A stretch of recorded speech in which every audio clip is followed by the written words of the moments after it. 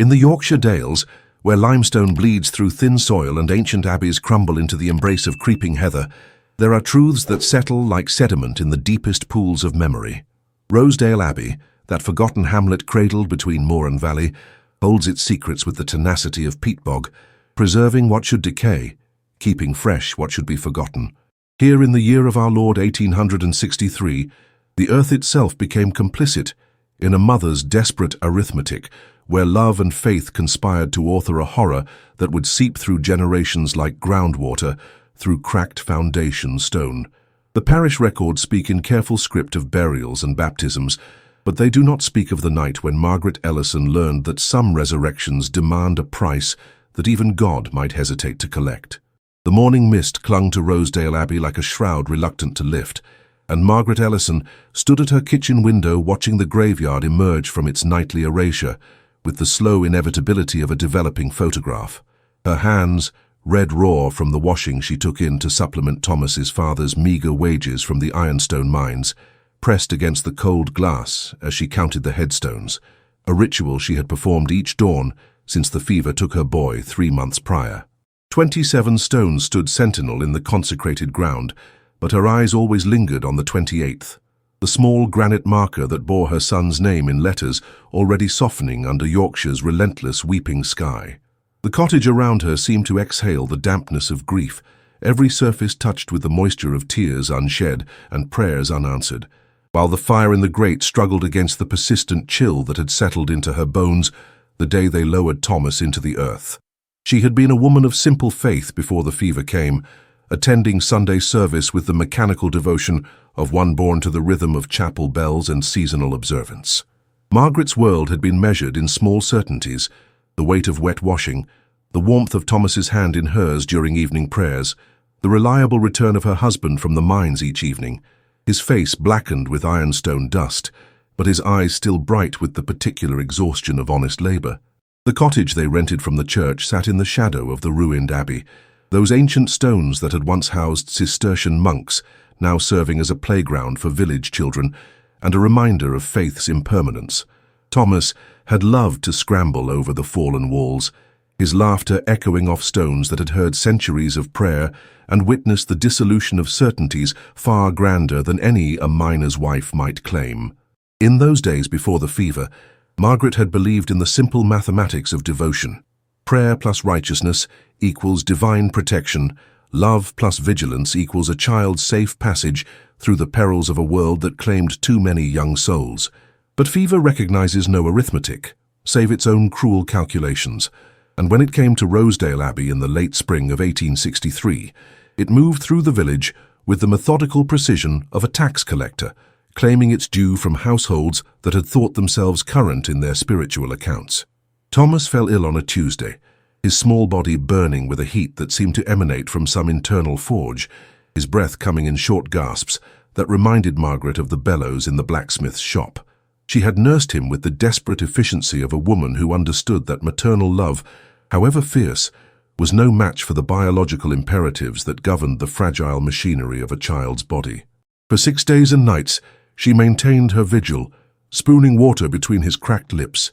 bathing his fevered skin with cloths soaked in the cold water that ran down from the moors, and reciting every prayer she had ever learned while the cottage filled with the sweet, cloying scent of impending death. The village women came with their remedies and their whispered condolences, but Margaret could see in their eyes the relief of mothers whose own children had been passed over by this particular angel of death. When Thomas drew his final breath on the Monday morning, Margaret felt something fundamental shift in the architecture of her faith, as if the supporting beams of her spiritual certainty had been quietly removed during the night, leaving the structure intact, but fundamentally unsound. The Reverend Elias Bodwell came to perform the last rites, his tall frame filling the doorway of the cottage like a black-robed harbinger, his voice carrying the practiced cadences of a man who had spoken these words over too many small bodies in his 30 years of ministry. He was a figure carved from the same grey stone as the abbey ruins,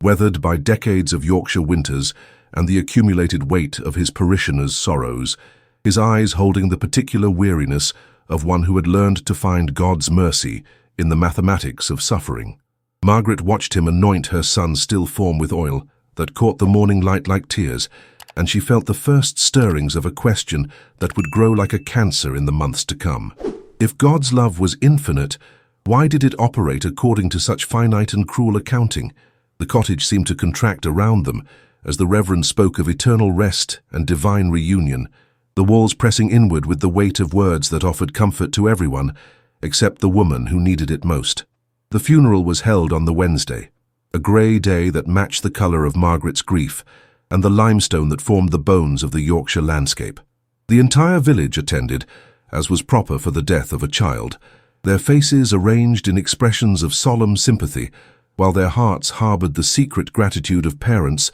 whose own children still drew breath. Thomas was laid to rest in the churchyard beside the ruins of the abbey, his small coffin disappearing into the earth with a finality that seemed to mock every prayer Margaret had ever offered for his protection. The Reverend Bodwell spoke of resurrection and eternal life, his words carried away by the wind that swept down from the moors with the scent of heather and the promise of rain, while Margaret stood beside the grave feeling as though she were watching her own burial rather than her son's. The villagers filed past to offer their condolences, their words falling like autumn leaves, well-intentioned but ultimately meaningless, destined to be swept away by the first strong wind of reality. As the last mourner departed, and the gravediggers began their work of covering the coffin with Yorkshire soil, Margaret remained beside the grave, her hands clutching the small wooden cross that would serve as a temporary marker until the stone could be carved and set. That night, alone in the cottage that now seemed too large and too quiet,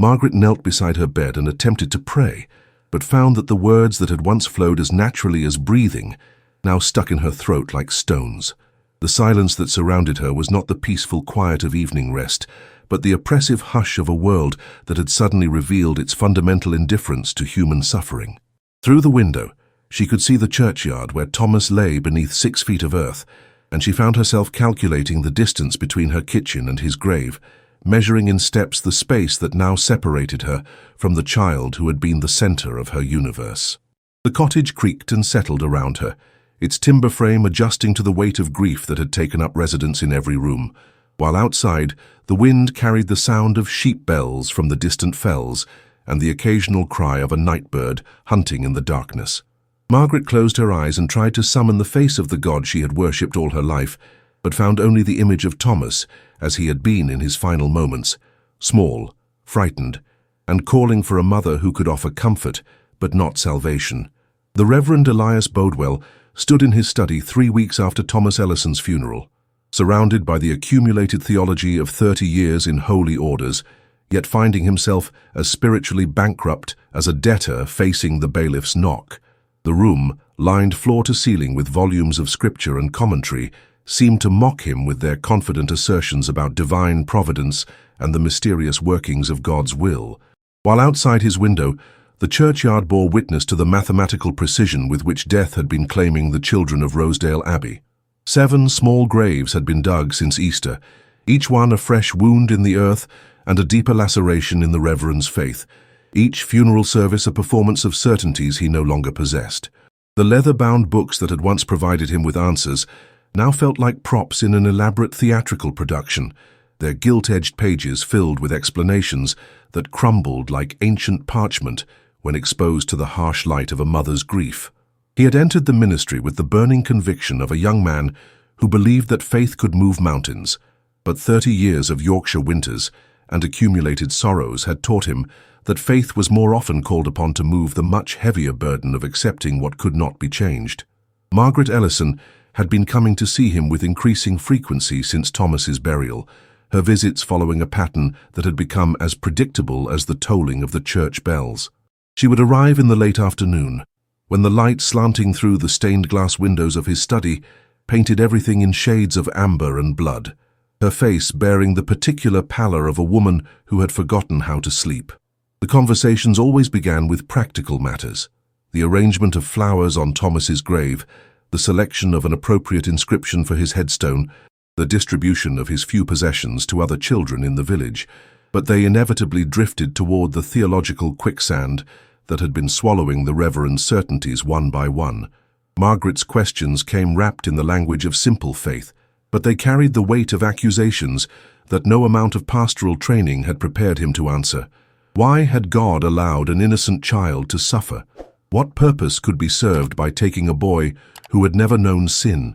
How could a loving father permit such arbitrary cruelty to flourish in his creation? The Reverend found himself offering the standard consolations. God's ways are mysterious. Suffering serves a divine purpose. Thomas was now at peace in the arms of the Almighty, but the words felt like ash in his mouth, and he could see in Margaret's eyes that they provided no more comfort to her than they did to him. The theological crisis that had been building in the Reverend's mind like a summer storm finally broke on the evening when Margaret asked him the question that would haunt his remaining years in the ministry. If God loves us as a father loves his children, Reverend, would you have allowed Thomas to suffer as God allowed him to suffer? The question hung in the air between them like incense, heavy and inescapable, while the Reverend searched his vast library of scriptural knowledge for an answer that would not damn either God's character or his own faith. He spoke of the fall of man, of the corruption that sin had introduced into creation, of the temporary nature of earthly suffering compared to the eternal joy that awaited the faithful.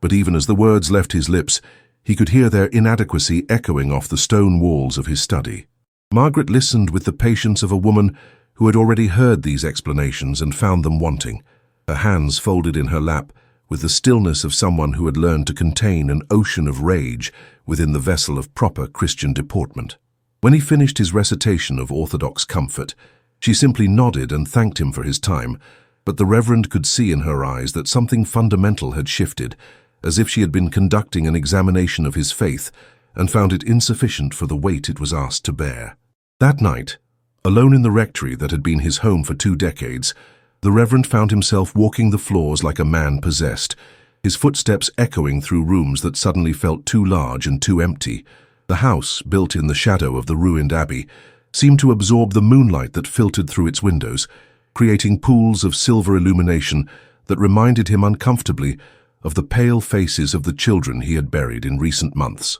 He had always found comfort in the proximity of the ancient stones, seeing in their endurance a testament to the permanence of faith in a world of constant change. But tonight, they seemed to whisper of dissolution and abandonment, of a God who had once been present but had since withdrawn his attention to more pressing cosmic concerns. The Reverend's library, which had been his sanctuary and his source of strength, now felt like a mausoleum of dead certainties, each volume a tombstone marking the burial of some aspect of his former confidence. He pulled down his copy of Augustine's City of God and opened it to the familiar passages about divine providence, but the words seemed to rearrange themselves on the page, forming new and troubling questions about the nature of a deity who would create beings capable of love only to subject them to the mathematics of loss. The following Sunday, the Reverend mounted the pulpit of St. Lawrence Church with the sensation of a man climbing the scaffold, his sermon notes feeling like a confession of crimes he was not yet ready to acknowledge.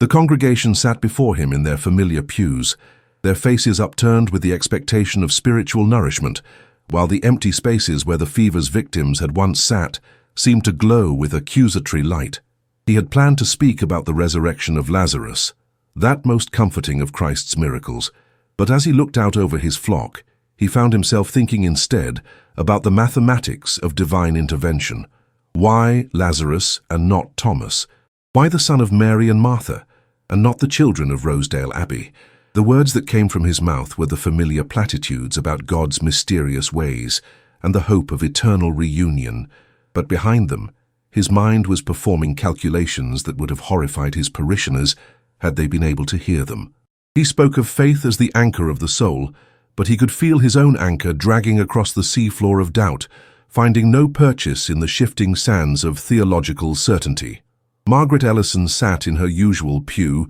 her face a mask of polite attention, but the Reverend could see in her eyes the reflection of his own spiritual crisis, as if she had become a mirror in which he was forced to confront the poverty of his own faith. After the service, as the congregation filed out into the grey Yorkshire morning, the Reverend remained in the pulpit, ostensibly organizing his notes but actually staring at the stained glass window that depicted Christ raising Lazarus from the dead. The image, which had once filled him with hope and wonder, now seemed like a cruel taunt, a reminder of miracles that belonged to a different age and a different dispensation of divine grace. The church around him, built on the foundations of the medieval abbey, seemed to echo with the prayers of centuries of believers who had faced their own crises of faith and somehow found the strength to continue, but their whispered encouragements felt as distant as the voices of the long-dead monks who had once walked these grounds. The Reverend closed his eyes and tried to pray, but found that his words were addressed not to the God of comfort and mercy he had preached about for 30 years,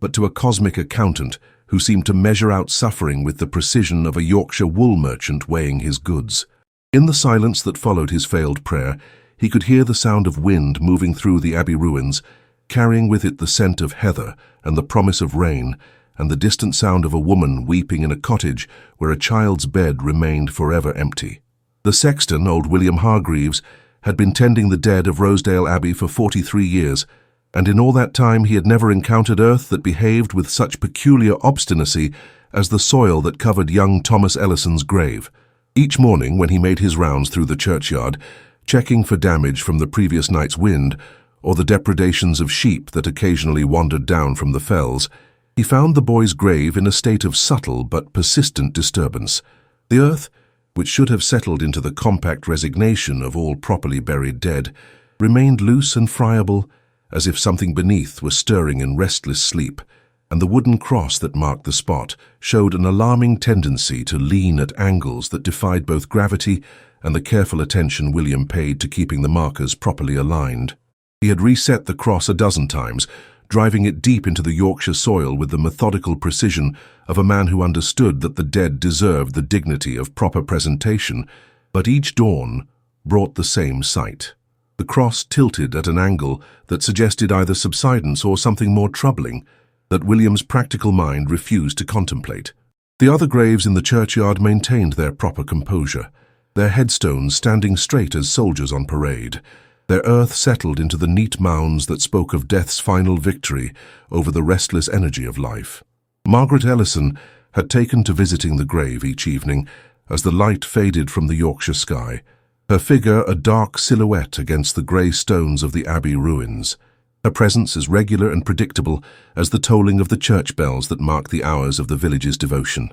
William watched her from the cottage where he lived with his wife, and the memories of their own children, long since grown and scattered to the industrial cities that were drawing the young away from the ancient rhythms of rural life. There was something in Margaret's posture, as she knelt beside the grave, that troubled the old sexton, a quality of attention that seemed less like mourning and more like listening, as if she were waiting for some response from the earth that covered her son. She would remain there for an hour or more, her lips moving in what might have been prayer, but carried none of the resigned acceptance that William associated with proper Christian grief. Instead, there was an intensity to her vigil that reminded him of the old stories his grandmother had told about the time before the abbey was built, when the Celtic peoples had worshipped gods who demanded more active participation from their followers than the patient submission required by the Church of England. The wind that swept down from the moors seemed to gather around Margaret as she knelt, carrying with it the scent of heather and peat,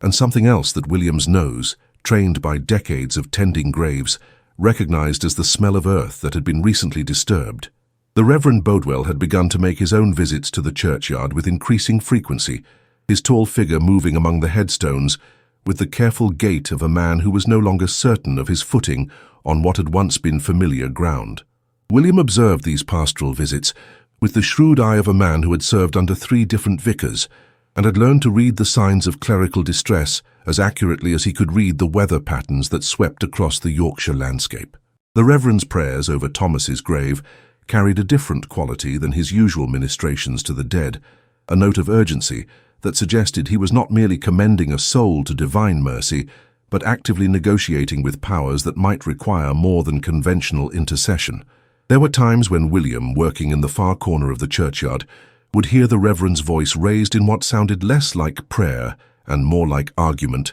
his words carried away by the wind before they could be properly understood, but their tone unmistakably that of a man who was demanding answers from a deity who had become unaccountably silent. The old sexton had learned long ago that the business of the clergy was not his concern, but he could not shake the feeling that something was building in the spiritual atmosphere of Rosedale Abbey. like the pressure that accumulated before a thunderstorm broke over the moors. The first sign that the situation had moved beyond the realm of ordinary grief came on a Tuesday evening in late June, when William discovered Margaret Ellison in the churchyard well after midnight, her hands black with earth and her dress torn from kneeling on the rough ground beside her son's grave. She was not weeping, as he might have expected from a woman discovered in such circumstances, but working with the methodical efficiency of someone engaged in a task that required precision rather than emotion. The wooden cross lay beside the grave, carefully removed rather than knocked askew by wind or accident,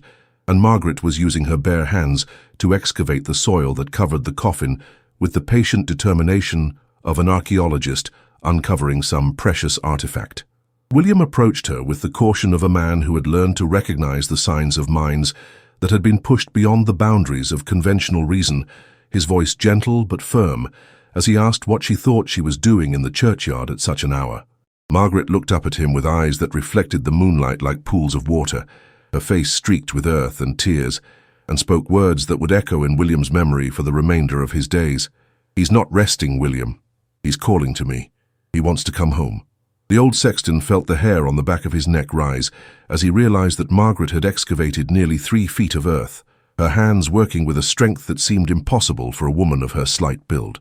William helped Margaret to her feet and guided her away from the grave, his hands gentle but insistent as he led her toward the cottage where her husband waited with the patient resignation of a man who had learned that grief followed its own logic and could not be reasoned with or hurried along its course. As they walked through the churchyard, the old sexton could not shake the feeling that they were being watched,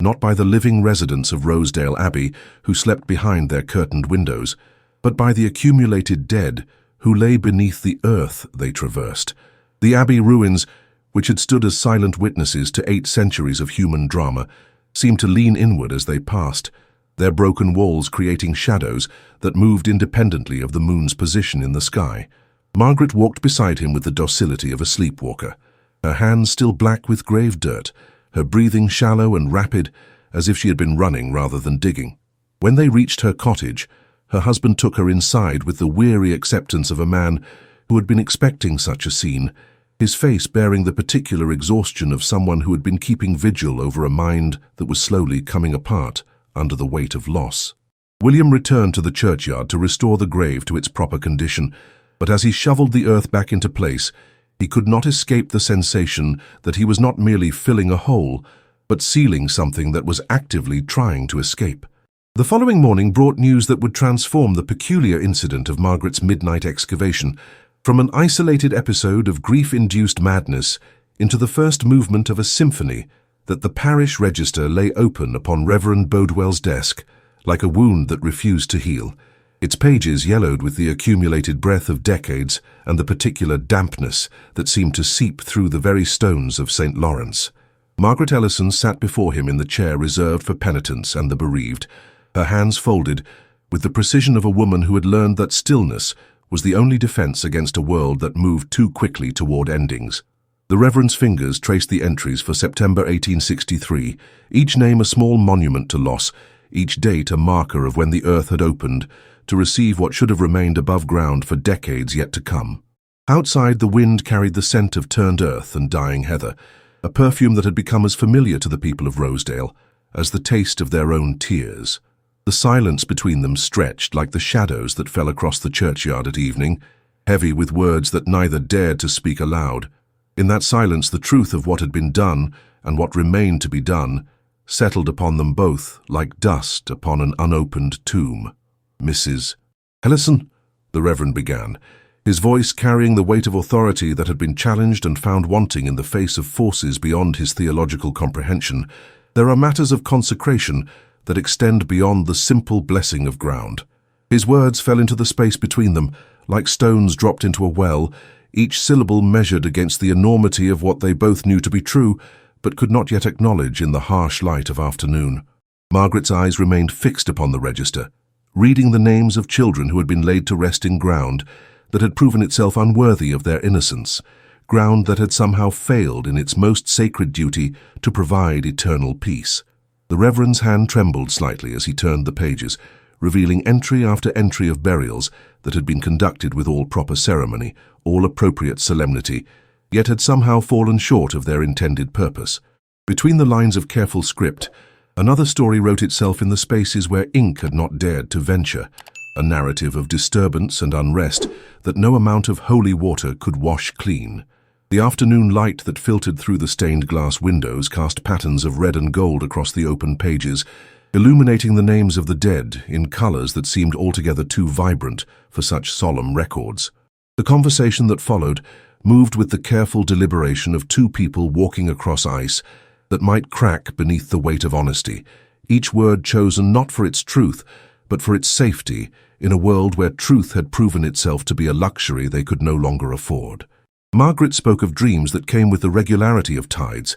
visions of small hands pressing against the earth from below, of voices that called to her across the moor with the clarity of church bells on Sunday morning. The Reverend listened with the expression of a man who had spent his life preparing for mysteries he had never expected to encounter, his theological training proving as inadequate as a candle flame against the Yorkshire wind. They discussed the practical matters of exhumation and reburial with the same careful attention to detail that might be given to planning a wedding or christening, as if the bureaucracy of death could somehow contain the chaos that had been unleashed upon their small community. The forms that would need to be filed, the permissions that would need to be sought, the explanations that would need to be given to authorities who had never walked the moors at midnight, or heard the sound of children weeping in empty houses. Each administrative requirement seemed both utterly necessary and completely inadequate to address the reality of what they faced, a reality that existed in the spaces between official recognition and community knowledge. As the afternoon wore toward evening, the quality of light in the rectory study began to change, taking on the particular golden cast that Yorkshire folk had learned to associate with the approach of supernatural hours, those times when the boundary between the world of the living and the realm of the dead grew thin as morning mist. Margaret's voice, when she spoke of Thomas, carried the particular cadence of a mother who had been forced to learn the vocabulary of loss in a language she had never wished to master, each word shaped by grief into something harder and more enduring than ordinary speech. The Reverend found himself thinking of the theological implications of what they were contemplating, the questions of sacred ground and eternal rest that his seminary training had addressed only in the abstract, never imagining that such considerations might one day require practical application in a Yorkshire parish where the dead refused to remain properly buried. The sound of the church clock striking the hour seemed to echo through the study with unusual resonance, as if time itself had become somehow more substantial in the presence of their shared acknowledgement of the impossible. They spoke of logistics and timing, of the need for discretion, and the importance of maintaining the appearance of normalcy even as they prepared to undertake actions that challenged every assumption about the natural order of death and burial. The conversation moved in circles, returning again and again to the central question that neither could answer. What force had disturbed the rest of the children, and what assurance could they have that moving them would provide the peace that had been denied them in their first graves? The decision, when it finally came, arrived not with the dramatic weight of revelation, but with the quiet inevitability of water finding its level, a recognition that some actions become necessary, not because they are wise or well understood, but because the alternative is to live forever with the knowledge of duty unfulfilled. Margaret's agreement to the formal exhumation carried with it the weight of maternal authority that superseded even ecclesiastical law, the fundamental right of a mother to determine the final resting place of her child, regardless of what complications such determination might create for the living. The Reverend's consent came wrapped in theological justifications that both of them knew to be inadequate to the reality they faced, formal language that provided the appearance of proper procedure, while acknowledging that they had moved beyond the realm where proper procedure held any meaningful authority. They agreed upon a date in early October, when the harvest would be complete, and the attention of the community would be focused upon the practical matters of winter preparation rather than the activities taking place in the churchyard after dark. The paperwork would be filed, the necessary permissions sought, the official explanations provided to satisfy the requirements of civil and ecclesiastical authority, but the real work would be done in the hours when Rosedale slept, and the moor wind carried away the sound of shovels breaking ground that had already been broken once before. As Margaret rose to leave, the Reverend found himself wondering whether they were acting in service of the dead, or in service of their own need to believe that some actions, however desperate, might still have the power to set right what had gone so terribly wrong. The evening that followed Margaret's departure from the rectory carried with it the particular quality of anticipation that settles upon a community when momentous events cast their shadows forward into the present, a sense that the ordinary rhythms of daily life had been subtly altered by the presence of forces that operated according to rules beyond common understanding. The Reverend remained in his study long after the last light had faded from the stained glass windows, reading and rereading the burial records as if repetition might reveal some pattern or meaning that had previously escaped his notice, some explanation for why the earth of Rosedale had proven itself unworthy of the trust placed in it by grieving families. The names of the children seemed to glow upon the page in the lamplight,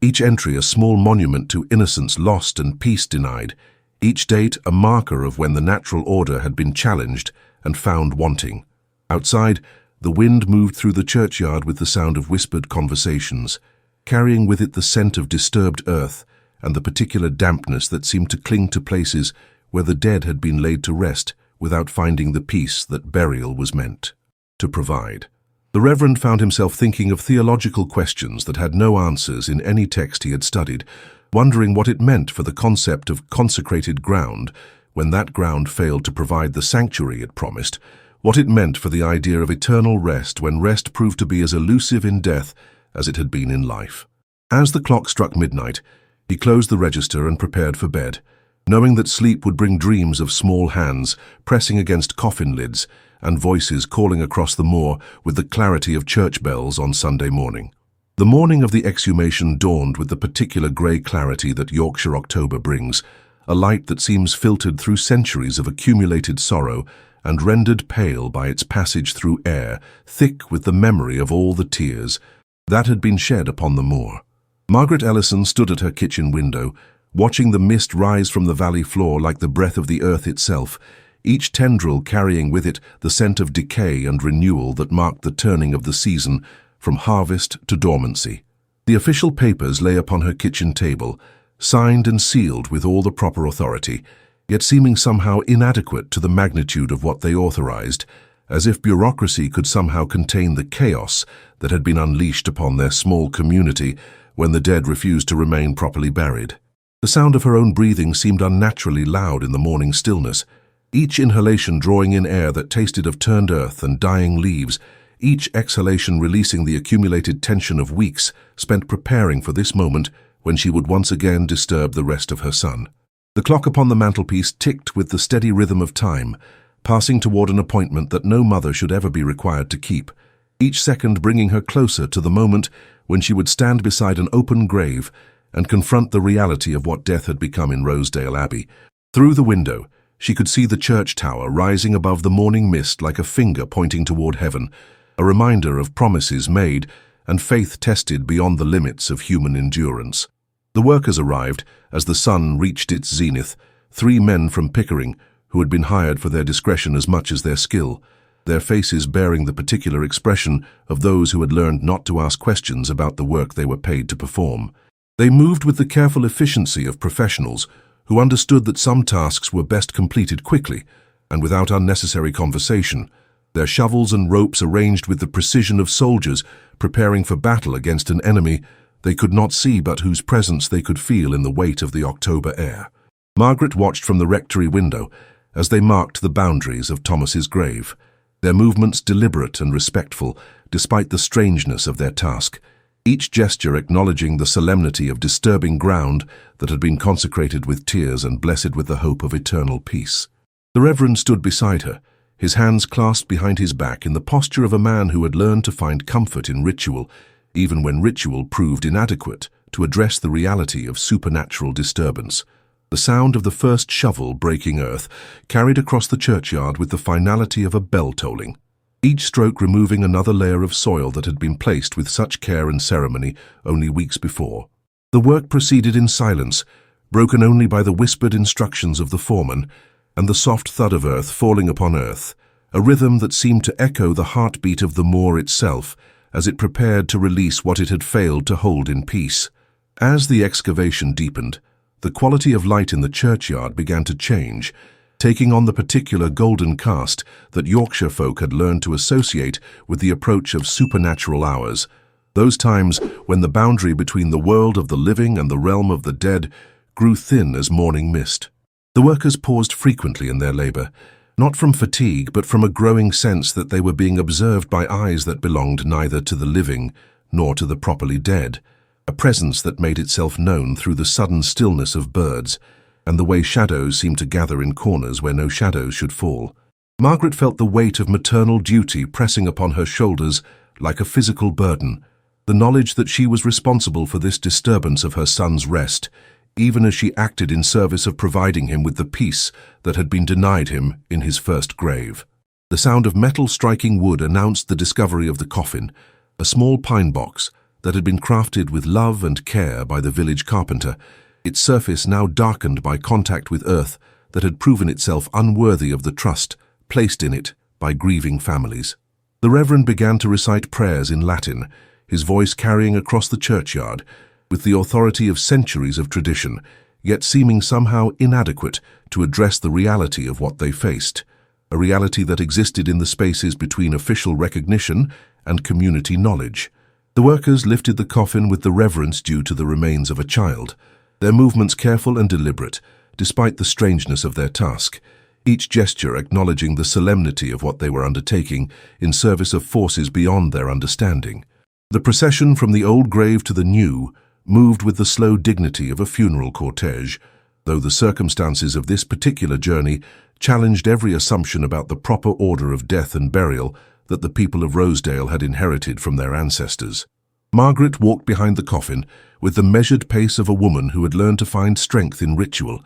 even when ritual proved inadequate to address the magnitude of her loss, her black dress rustling against the October wind like the wings of a raven settling upon carrion. The new grave had been prepared in the oldest section of the churchyard, where the stones bore dates from centuries past, and the earth had been consecrated by generations of faithful departed, ground that carried with it the weight of accumulated sanctity and the hope that such weight might prove sufficient to provide the peace that had been denied elsewhere. The Reverend walked at the head of the procession, his surplice billowing in the wind like a banner of surrender to forces beyond theological comprehension, his voice raised in prayers that seemed to echo strangely in the October air, as if the very atmosphere had been altered by the presence of the improperly dead. The sound of their footsteps upon the gravel path created a rhythm that seemed to match the heartbeat of the moor itself, each step bringing them closer to the moment when they would once again commit Thomas Ellison to the earth, and hope that this time the earth would prove worthy of the trust placed in it. The workers followed in silence, their faces bearing the particular expression of men who had learned not to question the wisdom of their betters, even when that wisdom led them into territory that challenged every assumption about the natural order of life and death. The second burial proceeded with all the solemnity and ceremony that had marked the first, yet carried with it an additional weight of desperation that transformed familiar rituals into something altogether more urgent and necessary than mere observance of tradition. The Reverend's voice, as he spoke the words of committal, carried the particular cadence of a man who had been forced to confront the limitations of his faith and found them wanting, each syllable shaped by the knowledge that he was performing a ceremony that should never have been necessary in a world where the dead remained properly buried. Margaret stood at the graveside with the composure of a woman who had learned to find dignity in despair, her hands folded in prayer that was part supplication and part demand, a mother's insistence that the universe provide her child with the peace that had been denied him in his first resting place. The earth that fell upon the coffin seemed to echo with unusual resonance, as if the very ground acknowledged the weight of what was being entrusted to its care and the consequences of failing once again to provide the sanctuary that burial was meant to guarantee. The workers filled the grave with the efficiency of professionals who understood that some tasks were best completed quickly and without unnecessary ceremony, their shovels moving in rhythm that seemed to match the pulse of the October wind as it carried the scent of turned earth and dying leaves across the moor. As the last shovelful of soil was placed upon the grave, the Reverend spoke a final blessing that seemed to hang in the air like incense, a prayer that the second burial would prove more successful than the first, in providing Thomas Ellison with the eternal rest that every child deserved. The evening that followed the reburial settled upon Rosedale Abbey with the particular quality of exhaustion that comes after great effort has been expended in service of uncertain outcome, a sense that something momentous had been accomplished, even as questions remained about whether that accomplishment would prove sufficient to address the forces that had necessitated such desperate action. Margaret returned to her cottage as the last light faded from the western sky, her footsteps echoing upon the cobblestones with the hollow sound of a woman walking through a world that had been fundamentally altered by the events of the day. The house seemed different somehow, as if the very air within its walls had been changed by the knowledge that Thomas now lay in different ground, earth that carried with it the accumulated sanctity of centuries, and the hope that such sanctity might prove sufficient to provide the peace that had been denied elsewhere. The Reverend remained in the churchyard long after the workers had departed, standing beside the fresh grave with the posture of a man who had learned to find comfort in prayer,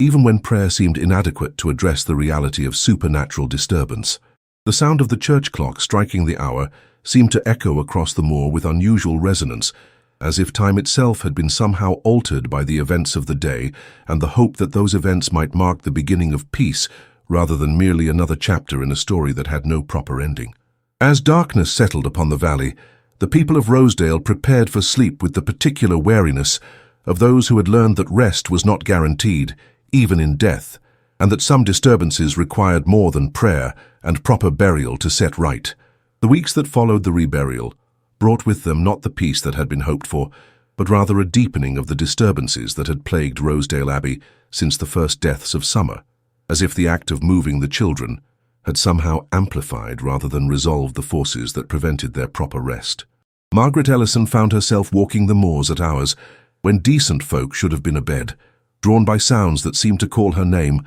with the clarity of church bells on Sunday morning, voices that carried across the heather with the particular cadence of children at play, yet tinged with a sorrow that no living child should ever know. The cottage that had once been her sanctuary now felt like a prison, whose walls could not contain the grief that had taken root within her heart and grown into something larger and more terrible than simple mourning, a presence that made itself known through the creaking of floorboards in empty rooms and the sound of small feet running up and down stairs that led nowhere but to silence. The other mothers of the village began to speak in whispers of their own nocturnal disturbances, dreams that came with the regularity of tides and carried with them visions of small hands pressing against windows from the outside, of voices calling from the churchyard in the hours before dawn, when the boundary between the world of the living and the realm of the dead grew thin as morning mist. The Reverend found his sleep troubled by theological questions that had no answers in any text he had studied, wondering what it meant for the concept of consecrated ground when that ground failed repeatedly to provide the sanctuary it promised, what it meant for the idea of eternal rest when rest proved to be as elusive in death as it had been in life. The village itself began to show signs of the strain that comes when a community is forced to confront forces beyond its understanding or control, a subtle alteration in the rhythm of daily life that manifested itself in the way conversations stopped when strangers approached and the manner in which folk hurried past the churchyard, even in broad daylight. The shopkeepers spoke in hushed tones of customers who paid for their goods with hands that trembled and eyes that seemed to see things that were not there, of children who refused to play in the streets after sunset, and mothers who kept their little ones close, even during the safety of afternoon. The public house, which had once been the center of village social life, now emptied early each evening as if by common consent, leaving only the most desperate or the most foolish to drink their ale in the company of shadows that seemed to gather in corners where no shadows should fall. The postmaster reported a marked increase in letters sent to relatives in distant towns, inquiries about employment opportunities and housing that suggested a growing desire among the population to seek their fortunes elsewhere, away from a place where the dead refused to remain properly buried, and the living found themselves haunted by forces they could neither understand nor escape. The very air of Rosedale seemed to have taken on a different quality, thicker somehow, and tinged with the scent of turned earth and dying flowers, as if the atmosphere itself had been altered by the presence of the improperly dead and the desperation of those who sought to provide them with peace. The discovery of the second disturbance came on a November morning when the mist hung so thick upon the moor that the church tower seemed to float above the valley like a ship upon a grey sea, its bells tolling the hour with a resonance that seemed to echo from some distant shore beyond the reach of mortal understanding. The sexton, making his morning rounds with the particular caution of a man who had learned to expect the unexpected, found the fresh grave of Thomas Ellison disturbed once again, the earth scattered as if by hands that had clawed their way up from below, the headstone tilted at an angle that spoke of forces applied from beneath rather than above. The sight that greeted him challenged every assumption about the natural order of death and burial that he had inherited from his father and grandfather before him,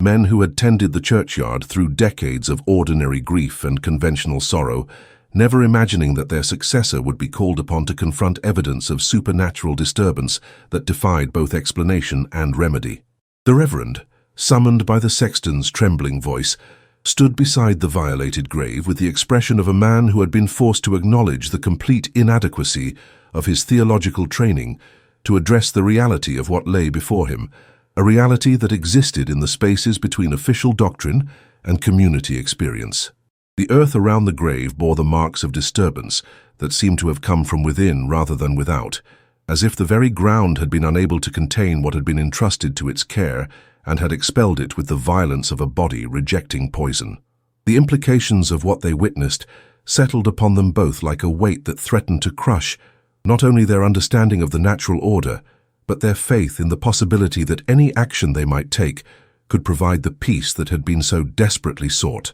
The investigation that followed moved with the careful deliberation of men who had learned to approach the impossible with the same methodical attention to detail that they would bring to any other problem, even as they acknowledged that the tools of rational inquiry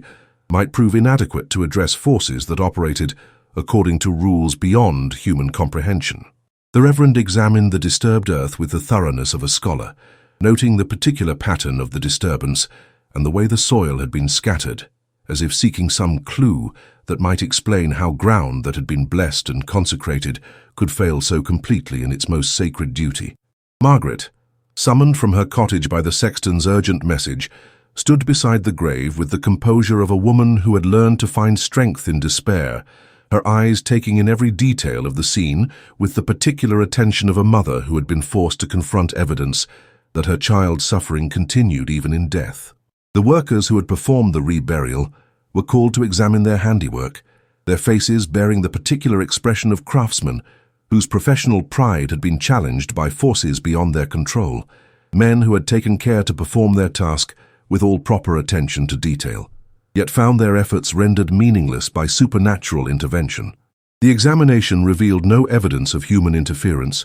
no sign that the disturbance had been caused by anything other than forces that operated from within the grave itself, a conclusion that challenged every assumption about the nature of death and burial that the people of Rosedale had inherited from their ancestors. The reality of what they faced settled upon them like the November mist that clung to the moor, obscuring familiar landmarks and transforming the known world into something strange and threatening. The decision to attempt a third burial came not from hope, but from the desperate recognition that some actions become necessary, not because they offer the promise of success, but because the alternative is to surrender entirely to forces beyond human understanding or control. The Reverend spoke of the possibility that the disturbances were the result of some deficiency in the consecration of the ground itself, a theological explanation that provided the comfort of familiar language even as it failed to address the reality of what they had witnessed in the churchyard. Margaret's agreement to another exhumation and reburial